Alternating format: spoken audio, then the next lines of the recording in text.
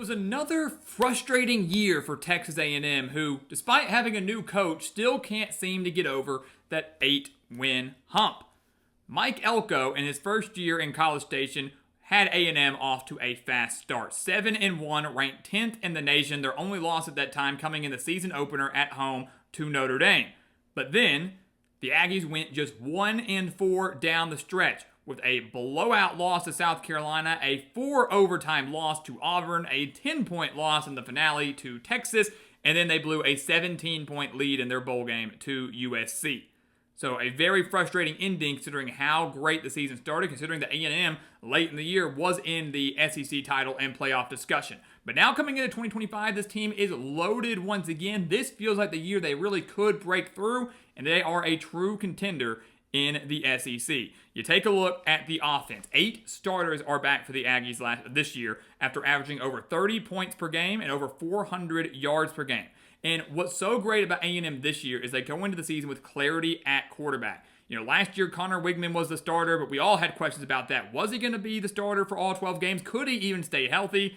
The answer to that was no. Wigman gets hurt again. Marcel Reed comes in, plays very well, ends up taking over the starting job. Marcel Reed over 1,800 yards, 15 touchdowns, just 6 interceptions. Also rushed for over 540 yards and 7 touchdowns. So Reed, we know coming into the season, is the full-time guy. There's really no quarterback debate. And after watching some flashes of brilliance from him last year, I believe he's going to be even better this year with a full offseason, knowing he's a starter under his belt. It's going to be a really fun team to watch. The running back core is really, really good for Texas A&M. They've got Le'Veon Moss and Amari Daniels. Both those guys rushed for over 660 yards. They combined for 18 rushing touchdowns. Reuben Owens also returns from an injury from last year that kept him out for like the entire year. So you've got 3 really good running backs and a dual-threat electric quarterback at your disposal. 7 of their top 8 offensive linemen return from last year, an offensive line that will have 156 combined starts.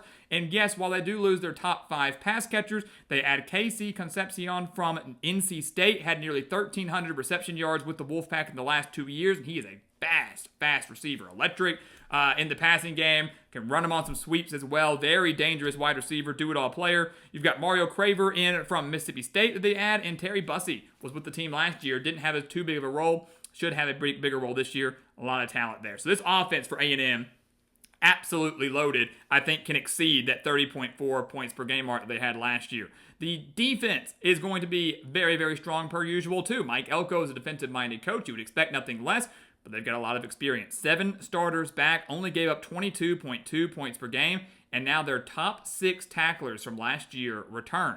They're led by Torian York at linebacker. Paired alongside with him is Scooby Williams. So this will be, to me, one of the best linebacking duos in the SEC, maybe even in the country. The defensive line is extremely solid. They add TJ Searcy in from Florida. Albert Regis is back. Cassius Howell is back after posting 4 sacks last year. And I really like this Texas A&M secondary. You've got Dalton Brooks returning, was second on the team in tackles last year. Marcus Ratcliffe had 3 interceptions last year. Will the Blanket Lee is also back, led the team with 10 PBUs last year. And don't forget about Tyreek Chappelle as well. He returns at nickelback. Was hurt for pretty much all of last year as well. So a huge addition for them. A huge defense for A&M this year. I mean, they are loaded pretty much everywhere on both sides of the ball, leading us to believe this could be the breakthrough year they've been hoping for many years. Couldn't really get it under Jimbo Fisher. They're hoping they can do it very quickly now with Mike Elko as he enters year 2. Take a look at the Aggies' schedule. I'll tell you right now, they'll start 2-0. They'll beat UTSA. They'll beat Utah State. And that sets up the big showdown against Notre Dame in South Bend. Last year, we saw the Aggies fall at home, the season opener. They lost 23-13, a game that was very competitive. 2 great defenses battling it out. It was that big touchdown run by Notre Dame that really broke it open. The Fighting Irish rushed for 198 yards against the Aggies last year, and Texas A&M was held to 100 passing yards in that game, so really couldn't get anything going in the passing game. That changes this year. They'll eclipse 100 passing yards. But will the defense be able to stop Jeremiah Love, Jadarian Price? Will they be able to get much pressure on C.J. Carr, who we believe is going to be the quarterback for Notre Dame, and they're going to have a very strong offensive line per usual. Will this offense, despite, yes, they will eclipse 100 passing yards, maybe the running game gets going, will they be able to score enough against this elite Notre Dame defense in South Bend? To me, it's a no. Notre Dame is that good. Their secondary is arguably better than they were last year. They're loaded at all three levels defensively. I really, really do like this offense. I think if Carr pans out the way we think he will, you're going to have a Notre Dame team that isn't so run heavy. They're going to want to run the ball with Jeremiah Love, who's a Heisman contender, but they got a pass game that you're going to have to respect. Factor in the road environment. I just don't think A&M has enough. They're 2-1 entering the bulk of conference play. And honestly, to me, it starts off really good for the Aggies. Look at that. 3 straight home games against Auburn, Mississippi State, and Florida. And I'll tell you right now, I think they win all 3 of those. I think they will beat Auburn in a massive revenge game for A&M. They lost on the road 43-41 in 4 overtime, essentially ending their SEC title and playoff hopes. It was a very frustrating loss for the Aggies in 2024. Now they're coming off a week of rest to get the Tigers at home. An Auburn team that I do think is going to be better than they were last year. Obviously, I think that's what makes last year's loss so frustrating. The offense wasn't that good, so the fact that A&M allowed 43 points in that game is very frustrating, and Auburn's offense is going to be better now. Jackson Arnold's coming in. The wide receiver core is really good. All those great things. The defense was pretty good for Auburn last year, too. I think they allowed just a little over 21 points per game on the year. So just a wild game considering the overall stats for both of these teams. But now getting them at home, where A&M did win 27-10 the last time these two teams faced, I think Arnold faces some issues against this elite of an A&M defense, against this elite of an atmosphere. You could argue the offense is close, that the two offenses could be relatively close in terms of who has the edge there, but I think A&M owns the defensive edge. They obviously own the home field advantage edge. They will beat the Tigers at home. Again, avenging that crushing loss. They will cruise past Mississippi State. They only beat the Bulldogs by 10 last year, but the Bulldogs, once again, going to struggle again. I think the passing game will be better if Blake Shapen is fully healthy. Again, he was out for most of last year with the injury, so A&M secondary doesn't need to bring their A game, but again, in College Station, they'll get the win. And then Florida is a game that a lot of people have the Gators winning. See, a lot of people out there picking Florida to win this game in College Station, but I can't do that. A&M, I know last year the two teams were different. I know especially Florida was different. Was it week 3 when these two teams met in Gainesville? Florida hadn't hit their stride. They were still going through a lot of issues. A&M stormed in there, won 33-20, and outgained Florida by 187 yards. Yes, DJ Lagway is now the head guy in Gainesville. Yes, he's going to be great. Yes, the defense is looking really good. Yes, they've got a lot more talent. Yes, it's supposed to be a breakthrough year for Florida, and maybe it will be, but one of their wins will not come in College Station. They're not going to win this game on the road. They're going to come off a game against Texas. If they beat Texas, you've got the emotional high letdown game. If they lose to Texas, and let's say they lose in dominating fashion, they're coming off a beatdown or a very big hangover if they lose in heartbreaking fashion. So an interesting game there as Florida comes in, again, from that very tough game against the Longhorns. The Aggies are riding high, back-to-back wins, still remaining at home, getting pretty comfortable. I think this defense shuts down DJ Lagway, assuming he can stay fully healthy. And while this Florida defense is going to be solid, they had no answer for the A&M ground game last year. I just don't see them fixing it now, especially on the road. A&M gets the win. They're 5-1, off to a strong start, just like they were last year. We'll make them 6-1 with a win at Arkansas. This game not being played in Arlington like it has for many, many years. I think there's only been 2 meetings since 2009 that have not been played in Arlington. But now that contract is up, they'll be doing home and home now. A&M has won 12 of the last 13 against the Razorbacks. And yes, now it's a true road game. Maybe it'll be a little bit tougher of an environment because it's really in Fayetteville and not in Arlington, where the population, the fan base is split. Right? Typically, it's a little bit more in favor of the Aggies, I would say. I can't pick A&M to lose this game. You kidding me? Arkansas has not proven to me they can beat the Aggies. I mean, it doesn't matter where they play. They didn't beat them in Fayetteville in 2013. They didn't beat them in College Station in, 2020 that they played there? And in 2012, I guess I should say. So I can't pick them here. Arkansas should have won last year, just like they should have won many other years in Arlington. They lost 21-17. Typically, the series is very close. The Hogs outgained the Aggies by 82 yards. They torching them through the air, torching that secondary with Taylor Green, but the turnovers are what killed them. A&M finished the game +3 in the turnover margin. Arkansas couldn't take care of the football. It was the strip sack at the end of the game that sealed the win for the Aggies. Now you go into this year. Yes, Taylor Green is back. Yes, the running back core is solid for Arkansas, but I don't have faith in their defense. They got some major questions in the front 7. This A&M team is stronger on both sides of the ball than Arkansas. The only thing they don't own is home field advantage, and they will overcome that. A&M gets their 13th win over Arkansas in the last 14 meetings. They're 6-1 heading into a road game at LSU, and that is where the magic ends. They will lose that game to the Tigers.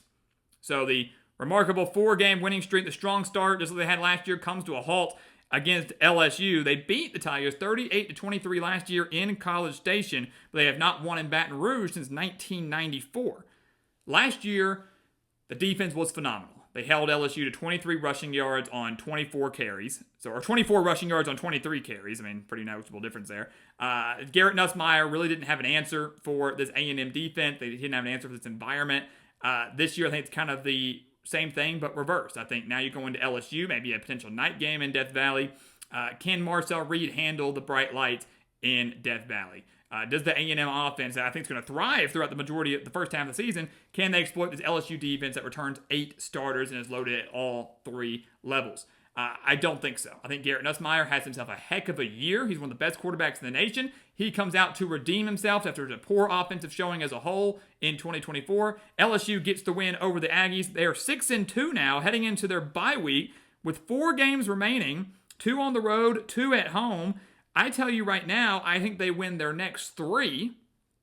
I do think they win their next 3. I'm not sold on Missouri this year. And if you watched the game last year, you definitely wouldn't be. A&M won that game in College Station 41-10 over the Tigers. They were just barely slight favorites. I think it's like a 1-point, 2-point favorite. And they had torched a top 10 Missouri team that was probably overranked, clearly overranked at the time. They outgained the Tigers by 258 yards, 512 yards to 254. Now Missouri loses all of their top rushers. They lose Brady Cook. They lose Luther Burden. Yes, the guys they're bringing in look to be solid. They got some solid transfer running backs. Bo Perbilo is going to be a dangerous dual threat QB. Yes, Missouri gets to host this game. I get it. And the defense is going to be good. I don't think A&M drops 41, but I do think A&M is still the better team. I think they've got the better offense. I think their defense can be close to Missouri. Some would say maybe even better. Kind of similar to the Arkansas game. The only thing that A&M might not own in this game is home field advantage, and I do believe the Aggies can overcome that. So they are 7-2. I think they get massive revenge over South Carolina in College Station. They typically don't play well in Columbia against the Gamecocks. They lost 44-20 last year. But they are 5-0 at home against South Carolina. That defense is going to give Lenora Sellers quite a bit of issues. Does the South Carolina defense have enough to, we say defense travels, but do they have enough to stop this Texas A&M run game? Not sure that they do. They win the game at home. They'll cruise past Stanford. They're 9-2, meaning that the game at Texas, look at the schedule, guys. A&M's lost 1 conference game. If this prediction holds, they've lost 1 conference game. At Notre Dame is a non-conference. They've lost to LSU. That's it. So this game at Texas is going to hold massive implications, kind of like it did last year. Massive implications when it comes to the SEC title race. Massive implications when it comes to the college football playoff race. A lot's riding on the line in this renewed rivalry. They did play each other last year, but it was the first time since, 2011, I think? 2011, 2012, they hadn't played. This is the first meeting between the Longhorns and the Aggies in Austin since 2010. And last year, that Texas defense worked wonders. They held the Aggies to a season low in points. They only mustered 7 points. Held them to a season low in rushing yards. A&M mustering just 98 rushing yards last year. Texas outgained the Aggies by 214 yards in that 17-7 win. Now in Austin, with a lot on the line, with an elite defense, Texas will have one of the best defenses in the country. The Longhorns own home field advantage. I think they own the defensive edge, and you could argue they will own the offensive edge if Arch Manning really does pan out. I'm worried about his protection up front. Does the offensive line have enough to contain this Texas A&M defensive line? I think by this point in the year, yes, they'll have worked out any issues up front. This game has been played in week 2, week 3. Talk to me. Maybe we argue. Maybe if the game's in College Station this year, maybe I'm leaning towards the Aggies to pull off the win. But not now, not in Austin, not with this good of a Texas squad, who, again, defense is even better than it was last year. Texas gets the win. A&M goes 9-3, 6-2 in conference play. Could be good enough to get into the SEC championship game, depending on what Texas does, what Georgia does, Alabama, LSU, guys like that. 6-2, not a bad conference record.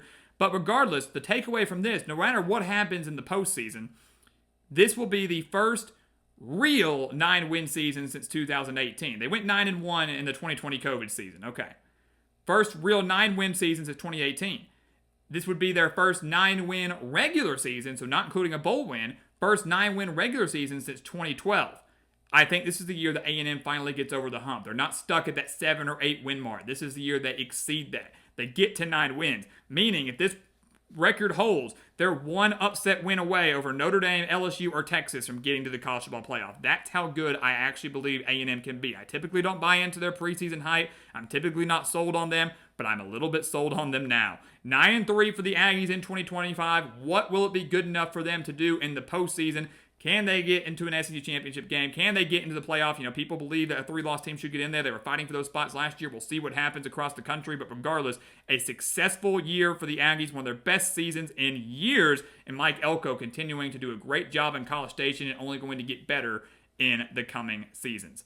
So guys, as always, thank you so much for watching us here at the Gridiron Expert on YouTube. Make sure to continue to like, comment, subscribe, share our videos. Check out everything down in the description below. That includes our website, thegridironexpert.com, home to those expert picks, home to those weekly newsletters, tons of exclusive content that you do not want to miss, content you're not going to get anywhere else. So go take advantage of it. Become a member of our GE Nation again over on thegridironexpert.com. And once again, as always, thank you so much for watching, and we'll see you next time right here on the Gridiron Expert.